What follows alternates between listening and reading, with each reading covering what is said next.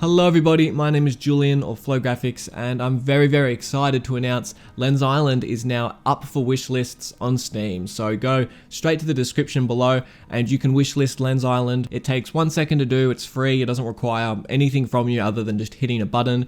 And the more of you that wishlist the game greatly helps out our launch and the success of everything going forward. But more importantly, you'll get notified when the game comes out if you do want to purchase it. We're aiming for release to be around December 2020, so at the end of this year. We're really hoping we can stick to that launch. Worst case scenario, we may have to push it back just a couple months, maybe until about April or so. I mentioned it a little bit on Discord as well as Twitter, but there will be a Lens Island teaser trailer as well as a Lens Island Kickstarter page coming up in around 2 months from now. So there's lots of awesome stuff to look forward to in the future. So for those of you that remember, there used to be this little lightning ball creature in past dev diaries, and that is one of the creatures that will actually be in Lens Island. And we've basically been starting to rework the whole enemy system from the ground up and just completely recreating it. When I first made it, it wasn't that good, so now Martin, the designer programmer, has started to make this little ball chase the player and basically just create all the enemy behavior in a much more modular, sort of efficient way where we can create all sorts of complex enemies in the future. So if I quickly swap my sort of screens around here and go to my scene view, let's do that. We can actually see how this works. So let's click on the enemy and you'll be able to see this is its actual vision. For those of you that don't use sort of gizmos in Unity, gizmos are amazing, are really good for sort of rapid prototyping. But if I go out of that range, you can see the enemy returns to its little guard position. So there'll be multiple kinds of enemies where some will just guard a point, some will sort of randomly wander around an area, some will sort of go on a sort of like a ping pong between points and all sorts. So you can see when the player gets within this zone here, it sets off the enemy to chase him. Then there's basically a timer, so when the enemy gets bored of you, it returns back to what it was doing. And we sort of made this in a pretty easy way where we can have sort of scriptable objects to assign different profiles. So I can set the profile here, I can sort of up the range until it'll inevitably see the player here, and you can see it's got a massive eyesight range now, and a little terrain up here. And yeah, so it's really quick and easy to sort of create and sort of rapidly prototype and test enemies because we've got all of these features that we can really easily change at runtime, and it just takes 1 second to do, and that's the sort of the beauty of it. But yeah, so pretty basic as far as the enemies. We've just got stuff that have really basic behavior, but hopefully in the next couple of weeks, I'll have a lot more interesting things to show you as far as what the enemies are doing. So let's hop over to the cave and dungeon scene. I've got lots of progress to show you over there, and it looks pretty cool, so I'm pretty excited. So welcome to the caves. This is a bit different to everything else you've seen on Lens Island so far. I know it's been all nice and beautiful forests and town areas and things in the daylight, and now we're down to a dark, spooky cave. But Lens Island has a big duality in gameplay. On one half, it is a nice, pleasant, pretty to look at base building, well, I guess more of a home building than base building, farming, sort of questing, sort of an action adventure game.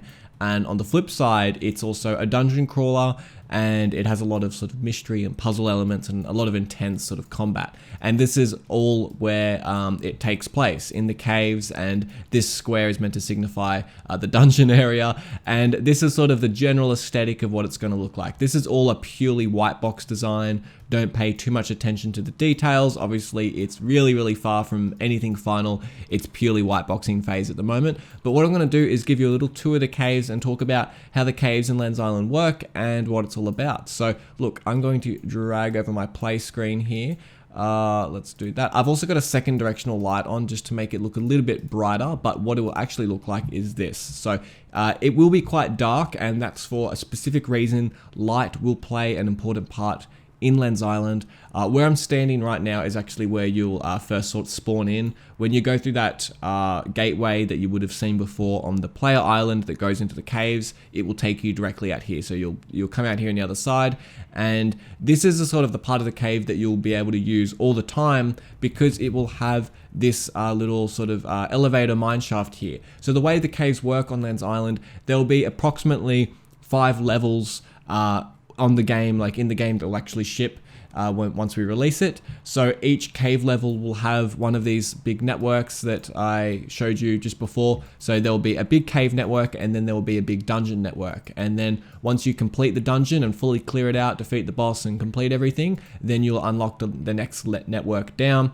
So that was a bit of a tongue twister. You'll unlock the next network down, and there'll be a whole new cave network, more mysteries, more puzzles, more enemies, and a whole new dungeon. These will be things that won't be so easy. It will take a bit of time and effort to complete one of these levels. It's not something you just smash out in 10 minutes. It's going to take a fair few hours to get through these sort of regions. But what I'm running through now is the natural cave environment. Like I said, again, it's a white box, but if you guys have any ideas for layouts or just anything in general, if you go, oh, it'd be cool if the caves had this, or if you did that, let me know in the comments. I would love to hear all of your feedback. As you know, I implement a lot of feedback from these YouTube videos into the game. So I'll definitely do another one of these videos doing sort of like a second pass to the cave, showing you guys what it will look like once I've spent a lot more time set dressing and level designing.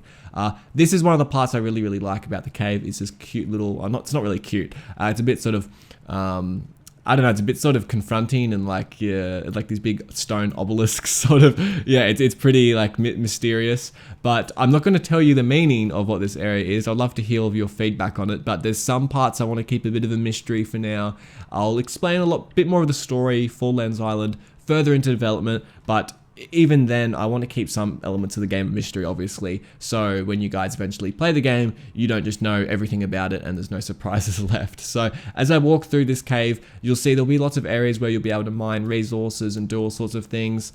The way the caves work is things won't respawn in these caves. Once you kill an enemy or complete a puzzle, it's done. That enemy won't come back. That puzzle will stay completed, and then you'll be able to use these caves as a means to harvest resources and mine, and essentially use them as a way to build your home and use all the stone and stuff you get to build your house, and also sell back to people at the town to make money to buy more weapons.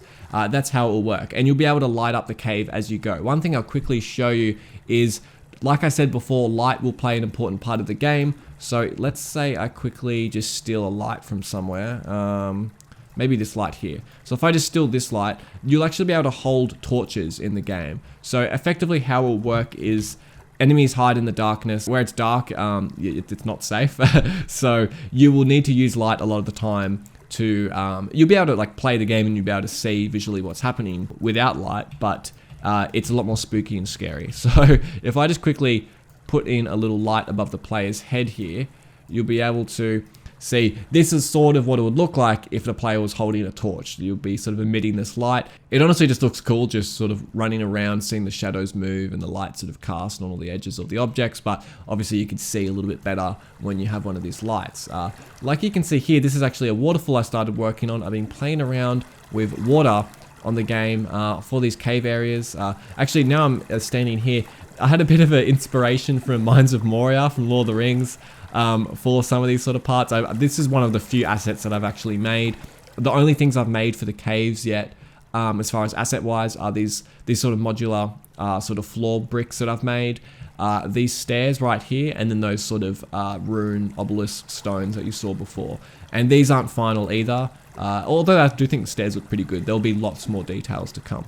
But yeah, I've been working on some water. So you can see this nice little waterfall here, and you can actually hear it in the background. It will sound a lot better. It's just like a random water sound that I found. And yeah, actually the top of the waterfall looks pretty cool too. Yeah, you can see the top of the water here. Actually looks really nice in the lighting. And you can see my torch even reflects off the water here. But just the way it catches the light in the caves, it just looks really realistic and really nice the way it reflects. So yeah, this is another little sort of hallway here where you have to watch out that you don't fall down. If you do fall down, it's okay. You just fall down into this little area. But you won't know that. So ignore that I showed you that. The first time you go across that thing, you go, oh, I don't want to fall down. And then if you ever do fall down, you realize, oh, okay, it's fine. But there will be fall damage in Lens Island, by the way. It won't be too aggressive, but you will take a little bit of damage for falling. So I'll turn back off this light because it's actually going to ruin what I'm about to show you. Let's quickly turn off that light. There will be lots of little mine shafts and little stuff like set dressing and cool elements. So this is one little part that I sort of made just using all the prefabs and sort of elements that I've already made for the base building. But I love parkour in games, so I would well, I'm going to make all sorts of little things to do as far as jumping up into little hidden places. This is an old player controller that I'm using too, so ignore any sort of like weird sketchiness of the player just doing wacky animations or wacky physics or anything. But I missed. If I jump back up here and then go to here, so what I'm trying to show you is, got it. What you can see is there's actually, it's sort of hard to see, but there's a little lamp here and a little sort of shiny metal thing. So what will happen is if you get up here, you'll be able to click on what this lamp here and be able to light it up. And then once you light it up, you actually discover there's actually a miner that's actually been mining the rock here, and it's all fallen down on him and killed him. And you can steal his pickaxe and you actually be able to find an item. So there will be lots of little things like this sort of scattered throughout the game, where I really want to reward people exploring and people really just trying to discover new things. And I think that's really important with games like this, where if you're ever standing somewhere and you go, oh, I wonder if you can get up to there, being able to actually reward that and not just make it some dead-end thing that doesn't lead to anything. I think that's really important. So there will be lots of little stuff like that littered all throughout the game, not just in the caves. This is another little area here where you can see obviously some people have been mining here previously. I won't tell you any of the backstory behind why there's mines here and why people have been mining here and why there's no one else here at the moment. I will tell you that later. I just want to keep some stuff a secret for now. But this is just a bit of an example of what some of the areas might look like. You can see there's a little sort of lake here. I sort of added this water. I thought it could be really cool to have some parts in the caves that are actually sort of flooded or have little streams or water elements. Specifically here, it's like a little sort of lake that's sort of surrounded by the stone. And I would love for there to be some challenges or sort of things that you can discover or go down into the water to find. Maybe even a little underwater cave. I know lots of you have been asking about a water cave specifically, so this might be the perfect place for it. But in general, I'd love to hear all of your feedback for sort of aesthetics and things. And if you have any ideas for sort of layout and design. There's still a couple of other areas in the caves that I haven't shown yet, but they're pretty boring. They're just white boxed areas with not much to show. And yeah, and the dungeons will be up here. If I jump up here, this is where the big entrance to the dungeons will be, where it will get all crazy and intense. So look, that's pretty much the layout for this first little cave area. There will be a bit more. It won't be quite, it'll be like bigger, like I'll add a couple more areas, but this will be pretty much the scale and the size of the first cave. They will get a bit more complex and a bit larger as you go further down through the levels, though I don't want to make them too big. I am hand crafting, like these are all handmade, all of these levels. There will be no random generation. So I need enough time to be able to make them all for the end of the year as well. So that's also something I'm thinking of. But the way we're doing it is there will be a story, there will be a full start and ending, and you will be able to finish Lens Island, though we want to continue to be able to add more and more of these cave levels and dungeons as the game progresses. After release, we can keep adding more of these as a sort of like a late game thing, that you can come back to the game and complete another cave and get new items and have a totally new experience, even though you've finished the sort of the core storyline for the game. So look, that's basically it. I hope you guys enjoyed the video. Like I've said before in the video, if you have any ideas, please let me know in the comments. I love hearing all of your awesome feedback. If there's stuff that you liked, if there's stuff you didn't like, if there's anything you think it's missing, let me know. I'd love to hear all of your ideas. And yeah, go wishlist the game on Steam if you haven't already. You should have if you got to this far in the video. And if you want to stay a little bit closer to development, don't forget we have a Discord server. I'll leave the link to that in the description as well. So I hope you all have an amazing day, everybody. It's been Julian or Flow Graphics here. I'll see you in the next video.